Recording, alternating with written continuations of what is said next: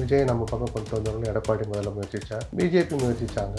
அது சிபிஐ விசாரணையை வச்சு தான் மிரட்டுறாங்க வைக்கிறாங்கன்னு எல்லாரும் சொன்னபோது நான் அதை நம்பலை. ஏன்னா அதுக்கு டெல்லிக்கு வரவழைச்சு தான் பேசணும்னு அவசியம் கிடையாது. மதுரை மாநாடு நடந்து எத்தனை மாதம் ஆச்சு? எடப்பாடி ஊழல்வாதி என்று அந்த மாநாட்டில் தான் முதல்ல பேசுகிறார். எனக்கும் தலைவர் எம்ஜிஆர் தான் சொன்னார். அதிமுக தொண்டர்கள் வேதனையில் இருக்கிறாங்கன்னு சொன்னார். எங்க வேதனையில் இருக்கிறாங்க? அண்ணன் எடப்பாடியார் தலைமையில் அதிமுக உற்சாகமாக நடைபெறுன்னு ஒரு ட்விட்டு ஏன் போடல ஏடிஎம்கே? ஊழல்வாதின்னு சொன்ன பிறகும் அந்த வழி அது வடிவேல் மாதிரி இந்த வழி தெரியாமல் அப்படியே காத்திருந்தாங்க. நேற்று கொஞ்சம் வந்திருக்குன்னா நேற்று அவர் அந்த முடிவை எடுத்துட்டார். களம் விஜய் சொல்ற மாதிரி தீய சக்தி, ஊழல் சக்தி வெர்சஸ் தூய சக்தின்னு மாறிடுச்சா? சீமான் என்ன சக்தி? அவர் இல்லையா ஜனநாயக நாட்டில் சீமான் சொன்ன மாதிரியே 3-4 பொது தேர்தலில் தனியாக நின்றுட்டு இருக்காரு.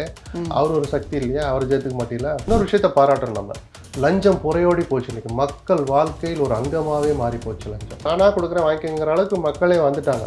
நான் அதை நியாயப்படுத்தலை, யதார்த்தத்தை பேசுகிறேன். யதார்த்தத்தை பேச தயங்கக்கூடாது. அப்போது அவ்வளோ தூரம் புறையோடி போன ஒரு அசிங்கத்தை துடைக்க முயற்சிக்கிறேன்னு சொல்கிறதுக்கு ஒரு துணிச்சல் வேணும். அந்த துணிச்சலோடு விஜய் சொன்னதை நம்ம பாராட்டணும், வரவேற்கணும். எடப்பாடி கூட அந்த வார்த்தையை சொல்லலை. திமுகவுக்கு எதிராக இவ்வளோ ஒரு உற்சாகமாக, அவ்வளோ உறுதியாக. திமுக மீது வெறுப்பில் இருக்கிற சில காங்கிரஸ் பிரமுகர்களுக்கு எப்படியாவது காங்கிரஸை திமுக பிரித்து எடுத்துகிட்டு போயிடணும்.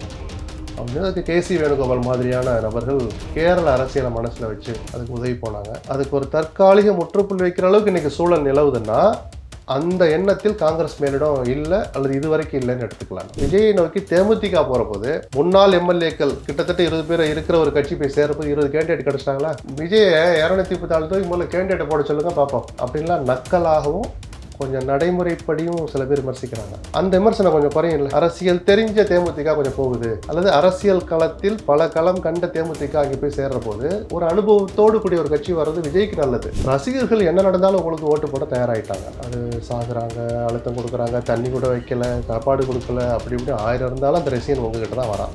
மாற்றமே இல்லை. 50 லட்சம் பேர் 60 லட்சம் பேர் இருக்கான். அந்த குடும்பம் அதுதான் பொதுமக்கள் வட்டத்தில் அடுத்த கட்டத்தில் வருவாங்க. ரசிகங்கிற அந்த அடையாளத்தை தாண்டி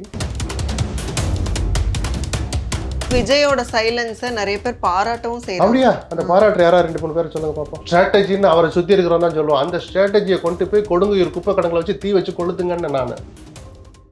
இன்க்ளூசிவ் நியூஸ் தமிழ் நேயர்களுக்கு வணக்கம். இன்றைக்கு நேர்காணலில் நம்ம கூட இணைஞ்சிருக்காங்க மூத்த பத்திரிகையாளர் திரு SP லக்ஷ்மணன் அவர்கள். நிறைய கேள்விகள் கேட்க போகிறோம், வாங்க பேசலாம். வணக்கம் சார். வணக்கம். விஜய் அவர்களுடைய ஸ்பீச் அதுதான் இன்னைக்கு பேசு பொருளாக இருக்கு.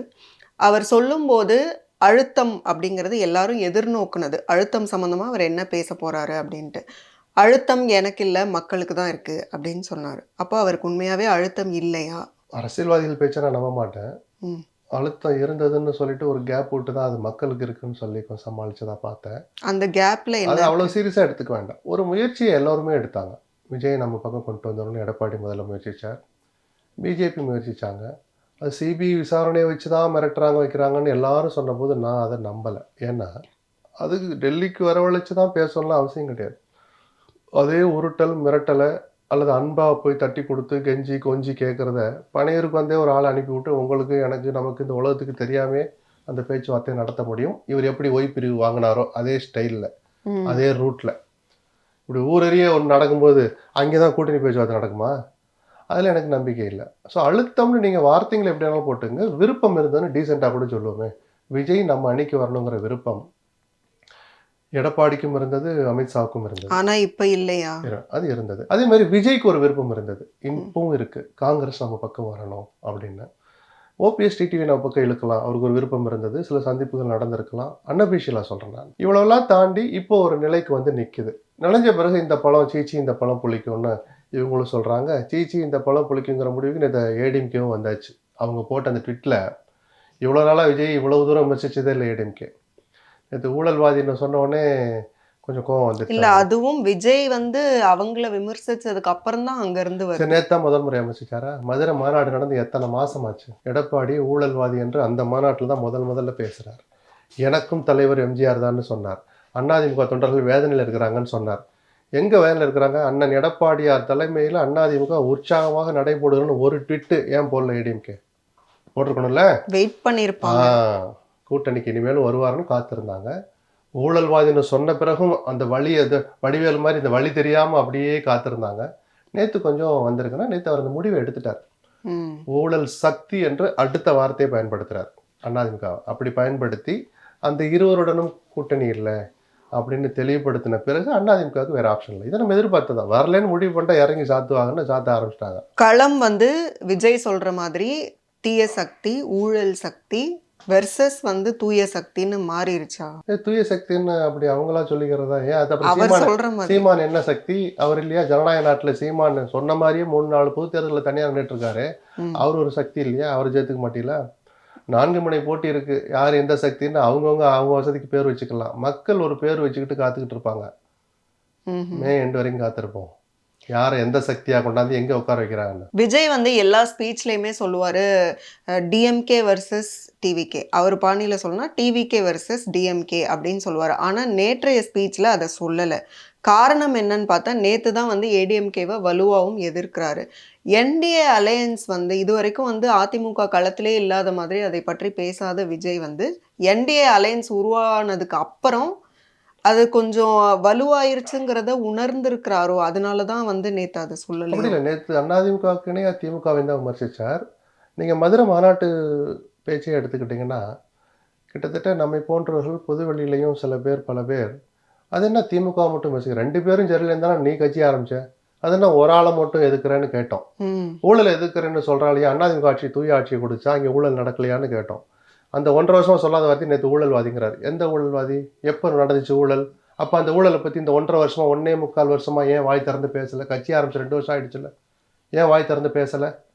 அதனால் ஆட்சி ஊழல் செய்த ஒரு நபர் ஒரு இயக்கம் ஆட்சி கட்டிலேருந்து இறங்கிட்டா அவங்கள பற்றி பேசக்கூடாதுன்னா அப்போ அதை அங்கீகரித்து அடித்த காசப்புறம் எடுத்துகிட்டு போங்கன்னு விஜய் கேட்டு திறந்து விட்டுருவாரா?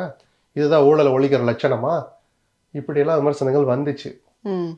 அப்போ மதுரை மாநாட்டில் அவர் பேசுகிற போதே விஜய்க்கு இன்னொரு ஆசையும் கூட இருந்துச்சு. என்டிஏல போய் சேர்ந்துட்டார் எடப்பாடி. அப்போயெல்லாம் போன ஏப்ரல்லே போய் சேர்ந்துட்டார்ண்ணா. கடைசி நேரத்தில் டிசம்பர் ஜனவரி வாக்கில் விஜய் வர்றேன்னு ஒத்துக்கிட்டா பிஜேபியை கட் பண்ணி விட்டு எடப்பாடி வந்துடுவார். அந்த எடப்பாடிட்டு போய் விஜய் சேர்ந்துக்குவான்னு ஒரு பேச்சு இருந்துச்சு. ஞாபகம் இருக்கா? 1 மாதம் முன்னாடி வரைக்கும் அது சீரியஸாக விவாதத்தில் இருந்துச்சு. அந்த எண்ணத்துக்கு, அந்த காட்சிக்கு, அந்த காலத்துக்கு விஜய் தான் காத்திருந்தார். எல்லாமே சுயநலம் தான், பெரிய ஊழல் எதிர்ப்புன்னு அப்படியே நம்பிடாதீங்க. சரி, அவர் ஒரு ஆள் இருந்தால் போதும். ஆனால் இன்னொரு விஷயத்த பாராட்டணும் நம்ம. லஞ்சம் புறையோடி போச்சு. இன்னைக்கு மக்கள் வாழ்க்கையில் ஒரு அங்கமாகவே மாறி போச்சு லஞ்சம். அது அழுத்தி கேட்காத நானா கொடுக்கறத அந்த அழுத்தம் அதுதான். இல்லை நானா கொடுக்குறேன் வாங்கிக்கிற அளவுக்கு மக்களே வந்துட்டாங்க. நான் அதை நியாயப்படுத்தலை. யதார்த்தத்தை பேசுகிறேன். யதார்த்தத்தை பேச தயங்கக்கூடாது. அப்போது அவ்வளோ தூரம் புறையோடி போன ஒரு அசிங்கத்தை நான் துடைக்க முயற்சிக்கிறேன்னு சொல்கிறதுக்கு ஒரு துணிச்சல் வேணும். அந்த துணிச்சலோடு விஜய் சொன்னதை நம்ம பாராட்டணும், வரவேற்கணும். எடப்பாடி கூட அந்த வார்த்தையை சொல்லலை. திமுகவுக்கு எதிராக இவ்வளோ உற்சாகமாக, இவ்வளோ உறுதியாக. ஸோ அதை நம்ம பாராட்டலாம். மற்றபடி அதிமுக விமர்சனம் இதெல்லாம் ஒரு சில விஷயங்களுக்கு காத்திருந்தார், எதுவும் நடக்கலை. அதனால தான் இன்னொரு வார்த்தையை சொன்னார், நட்பு சக்தி நம்மோடு வந்தாலும் வராவிட்டாலும் நாம் தனியாக ஜெயிப்போம்னு சொன்னார். ஏன்னா காங்கிரஸ்க்கு காத்துட்டு இருந்தேன், இது வரைக்கும் வரலை, ஆனால் இன்னும் கொஞ்சம் சான்ஸ் இருக்குது அப்படின்றதான் அந்த வார்த்தைகளுக்கு ஒளிஞ்சிருக்கு.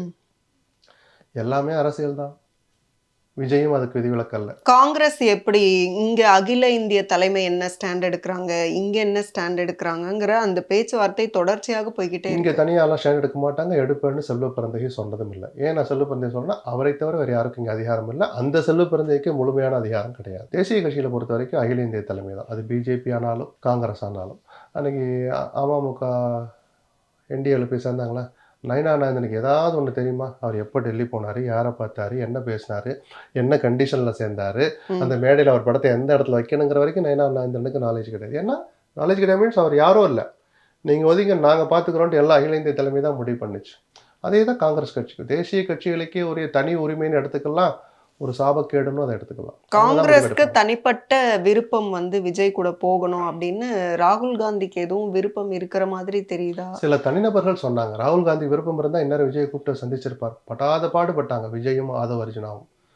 ராகுல் காந்தியை நம்ம போய் சந்திச்சிடணும்னு. இன்னைக்கு வரைக்கும் ஒரு டைம் கொடுத்து சந்திச்சதா நான் உங்களுக்கு செய்தி வந்துச்சா? வரல, சந்திக்கல. அப்படிங்கிறப்போது ராகுலுக்கு அந்த விருப்பம் இல்லைன்னு எடுத்துக்கலாம். ஆனால் திமுக மீது வெறுப்பில் இருக்கிற சில காங்கிரஸ் பிரமுகர்களுக்கு எப்படியாவது காங்கிரஸை திமுக பிரித்து எடுத்துகிட்டு போயிடணும் அப்படின்னு அதுக்கு கேசி வேணுகோபால் மாதிரியான நபர்கள் கேரள அரசியலை மனசில் வச்சு அதுக்கு உதவி போனாங்க. அதுக்கு ஒரு தற்காலிக முற்றுப்புள்ளி வைக்கிற அளவுக்கு இன்னைக்கு சூழல் நிலவுதுன்னா அந்த எண்ணத்தில் காங்கிரஸ் மேலிடம் இல்லை, அல்லது இதுவரைக்கும் இல்லைன்னு எடுத்துக்கலாம். விஜயிடம் போவதற்கான முடிவுக்கு அவங்க இன்னும் வரலைன்னு எடுத்துக்கலாம். நட்பு சக்திகள் இல்லாவிட்டாலும் அப்படிங்கிற கோட் பண்ணும்போது நட்பு சக்திகள் இல்லாமயே வந்து அவரால ஜெயிக்க முடியுங்கிறது பிராக்டிகலி பாசிபிளா? வாழ்த்து சொல்லுவோம், ம். வாய்ப்பு குறைவு. யதார்த்தத்தை சேர்த்தானே பேசுவோம். அவர் ஜனநாயக சொல்ற நாடு அந்த மக்கள் ஜெயிக்கவே செல்வாக்கு. மாட்டான்னு நம்ம சொல்லக்கூடாது. ம். நம்பிதானே உங்களை என்னை நம்பிதானே 234 தொகுதியில் ஆள போட போறாரு அவரோ அவருடைய கூட்டணியோ. ம். நம்ம ஜெயிக்கவே மாட்டேன்னு சாப விடக்கூடாது, நம்ம தீர்ப்பும் சொல்லக்கூடாது. பட் யதார்த்தத்தை பேசணும்னா இந்த தேர்தல் விஜய் வெற்றி பெறுவதற்கான தேர்தல் அல்ல, அது ஆட்சேபிடிக்கிற அளவுக்கான அந்த வெற்றியை சொல்றேன். கூட்டணி வச்சாருன்னா பாசிபிளா? யார் கூட வைக்கிறாரு, எப்படி வைக்கிறாரு, என்ன கண்டிஷன்ல வைக்கிறாருன்னு நடந்தா பேசலாம். அதுக்கான வாய்ப்பு குறைஞ்சிட்டு 99% கிட்ட வந்துடுச்சு. இன்னும் பெரிய வாக்கு வங்கி வைத்திருக்கிற நிரூபித்த கட்சிகள்னு இன்னும் யாரும் பெருசா இல்லையே. ஓபிஎஸ் அவர்களோ பிரேமலதா அவர்களோ வந்து ட்விஸ்ட் வச்சுக்கிட்டே இருக்காங்க, இந்த பக்கமா அந்த பக்கமா. அந்த twist towards DMK or ADMK NDA அப்படின்னு தான் இருக்கே தவிர விஜயோட அப்படிங்கிறது அந்த வாய்ப்பு குறைஞ்சிட்டு வருதுன்னு தான் சொன்னேன். ஸோ அது விஜய் பிரேமலதா பொறுத்த வரைக்கும் 2 பக்கமும் தான் பேச்சு நடத்துறதா தகவல் வருது. பொது மேடையிலே விஜய் பிரபாகரன் நாங்கள் ஏன் இவ்வளோ இடம் கேட்குறேன்னு திமுகவும் அதிமுகவும் புரிஞ்சுக்கணும்னு போட்டாரு ஒரு போர்டு. அப்போ 2 பேர்ட்டையும் பேசிட்டு இருக்கோம், 2 பேரும் கொஞ்சம் மனசு வைங்கப்பான்னு தானே அவர் சொல்றாரு. அதனால வாய்ப்பு அவங்களுக்கு இருக்கு. காங்கிரஸ் கிட்ட கொஞ்சம் பார்த்து இருக்கணும் விஜய்னு அட்வைஸ் பண்ணும்போது, அப்போ வந்து காங்கிரஸ் வந்தா நாங்க வரமாட்டோங்கிற டிமாண்ட் கூட விஜய் கிட்ட வைக்கிறாங்களா? யாரு? டிஎம்டிகே. காங்கிரஸை ஒரு கருவியா வச்சு அவர்கள் வந்தால் வரமாட்டோம்னு சொல்ற இடத்துல இன்னைக்கு தேமுதிக இல்லை. வேற யாரையுமே அவங்க வந்தா வரமாட்டோன்ற அந்த வலிமையெல்லாம் இழந்து ரொம்ப நாள் ஆச்சு. தேமுதிகக்குன்னு ஒரு வாக்கு சதவீதம் இருக்கு, வாக்கு வங்கி. பட் வந்து டிஎம்டிகே வந்துட்டா விஜயகாந்த் அப்படிங்கிற அவங்களோட பின்னாடி மக்கள் அப்படின்னு அது ஒரு பாசிட்டிவ் டோன் ஆயிராதா? டிஎம்டிகே எங்க வந்துட்டா? விஜயோட சேர்ந்துட்டா? விஜயோட சேர்ந்து இல்ல, ஒரு அரசியல் முகம் கிடைக்கும். விஜய் ஒரு 100 ஓட்டு வாங்குவார்னா 120 ஓட்டு வாங்குவார். ஒரு கூடுதல் பலம். எந்த இயக்கமோ எந்த தனிநபரோ இப்போ ஒரு இயக்கத்துல போய் ஒருத்தர் சேராருல, ஏன்னா சார் தினகரன் அங்கே போய் சேர்ந்தாரு, அந்த கட்சியில இந்த வாணிகராஜா போய் திமுக சேர்ந்தாருன்னா அப்ப திமுக வெற்றி உறுதியாயிடுச்சு அப்படின்னு சொல்ல வேண்டாம். மாணிக்கராஜா, அவர் குடும்பம், அவர் ஊர், அவர் மீது நம்பிக்கை வைத்திருக்கன்னு அந்த ஒருத்தர் 10 பேர் 100 பேருங்கிறதும் கூட திமுகவுக்கு ஒரு பலம் தானே. பலமா பலவீனமா? ஒரு ஓட்டு வந்தாலும் கூடுதல் பலம் தானே அது. அதை அப்படி எடுக்கலாம். ஸோ அந்த வகையில் விஜயை நோக்கி தேமுதிக போகிற போது முன்னாள் எம்எல்ஏக்கள் கிட்டத்தட்ட 20 பேர் இருக்கிற ஒரு கட்சி போய் சேரப்போது 20 கேண்டிடேட் கிடைச்சிட்டாங்களா? விஜயை 234 தொகுதி முதல்ல கேண்டிடேட்டை போட சொல்லுங்க பார்ப்போம் அப்படின்லாம் நக்கலாகவும் கொஞ்சம் நடைமுறைப்படியும் சில பேர் விமர்சிக்கிறாங்க. அந்த விமர்சனம் கொஞ்சம் குறையும் இல்லை. அரசியல் தெரிஞ்ச தேமுதிக கொஞ்சம் போகுது, அல்லது அரசியல் களத்தில் பல களம் கண்ட தேமுதிக அங்கே போய் சேர்ற போது ஒரு அனுபவத்தோடு கூடிய ஒரு கட்சி வர்றது விஜய்க்கு நல்லது. தேமுதிக எவ்வளவு தூரம் கை கொடுக்குன்னு எனக்கு தெரியாது. பத்தாது, அது வெற்றிக்கு பத்தாது. இப்போ ரொம்ப லோ லெவல்ல தான் இருக்காங்க, அப்போ அது அவங்களுக்கும் கை கொடுக்கும்ல. வெற்றி கிடைக்குமான்னு தான் நான் அவங்களை கேட்டேன். அந்த 2 பேர் இல்ல துணை முதலமைச்சர் ஆவாங்க அப்படின்னு சுதீஷ் பேசும்போதெல்லாம் மேபி டிவிகேல நிச்சயமா விஜய் முதலமைச்சர் ஆனதானே நீங்க துணை முதலமைச்சர் ஆக முடியும். ஆக மாட்டார் நான் சொல்ல, பிராக்டிக்கலா பேசுவோமே கொஞ்சம், அதையும் தானே பேசணும். விஜய் முதலமைச்சர் ஆனால் அந்த அணியில் தேமுதிக இருந்தால் நிச்சயமா இன்னொரு துணை முதலமைச்சர் கொடுப்பார். வேற யாரெல்லாம் டாக்டர் கிருஷ்ணசாமி போனா அவர் ஒரு துணை முதலமைச்சர். டிஎம்கேவோ ஏடிஎம்கேவோ கொடுக்காத ஒரு விஷயத்தை, அதாவது ஆட்சி அதிகாரத்தில் பங்கு அப்படிங்கிறது எல்லா கட்சிகளுமே விரும்புவாங்க. ஆனா விஜய் அந்த ஆப்ஷனை கொடுத்தும் ஏன் கூட்டணிக்கு போக தயங்குறாங்க? நடைமுறை யதார்த்தம் ஒன்று இருக்குல்ல. இப்போ இந்த விஜய் இந்த தேர்தலில் தனியாக நின்று ஒரு 15லேருந்து இல்லை ஆதவர்ஜுனா மாதிரியான நபர்கள் சொல்ற மாதிரி 25% வரைக்கும் வாங்கிட்டு ஒரு எம்எல்ஏ கூட ஜெயிக்கலைன்னாலும் பரவாயில்ல. அந்த 25% வச்சிருக்கிற விஜய் நாளைக்கு எம்பி எலெக்ஷன்ல எல்லாரும் லைன்ல போய் நிற்பாங்க பனையூர்ல.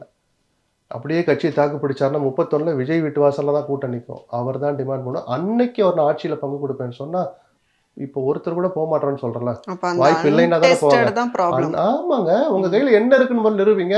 ஆட்சியில பங்கு கொடுப்பேன், சரிப்பா நீ எங்கப்பா இருப்ப அப்படின்னு கேட்பாங்களா? கேட்க மாட்டாங்களா?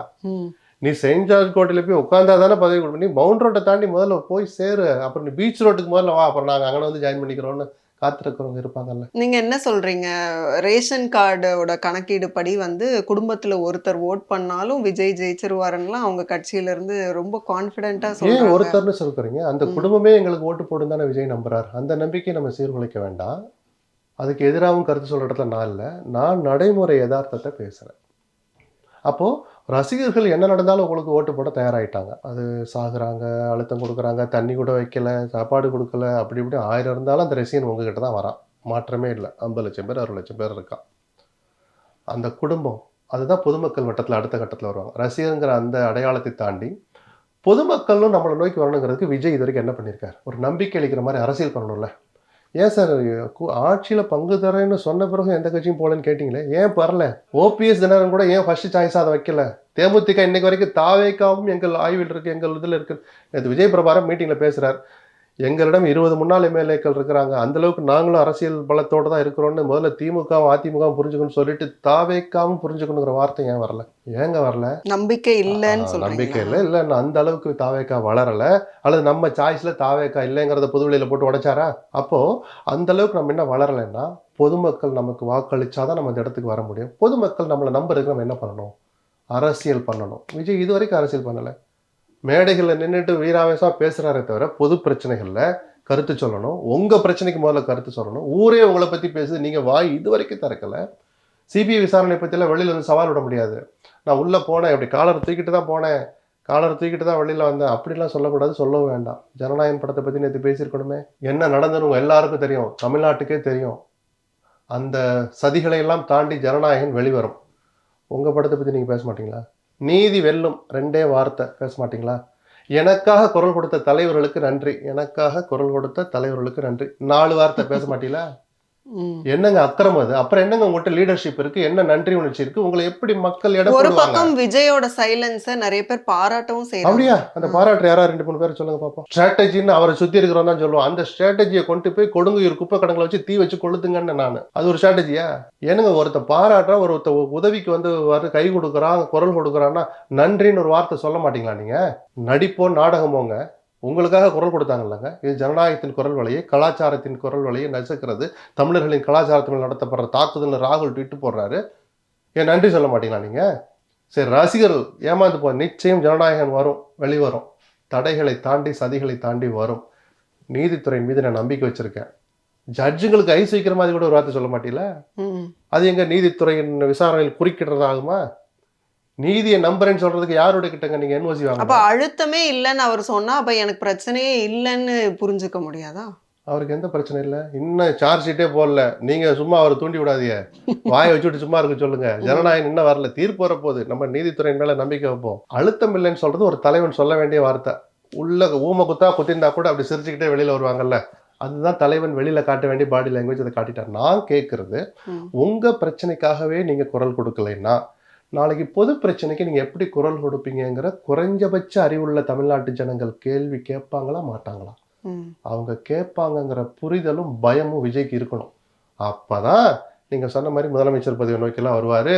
இவர் முதலமைச்சர் பதவி பிடிச்சாலும் பிடிப்பார்னு ஒரு சின்ன நம்பிக்கை மற்ற கட்சிகளுக்கு வரும், கூட்டணி வைக்கணும்னு நினைக்கிற கட்சிகளுக்கு. மிக்க நன்றி. உங்களுடைய நேரத்துக்கும் உங்களுடைய கருத்துக்களுக்கும். மீண்டும் இன்னொரு சந்தர்ப்பத்தில் பேசலாம். நன்றி சார். நன்றி.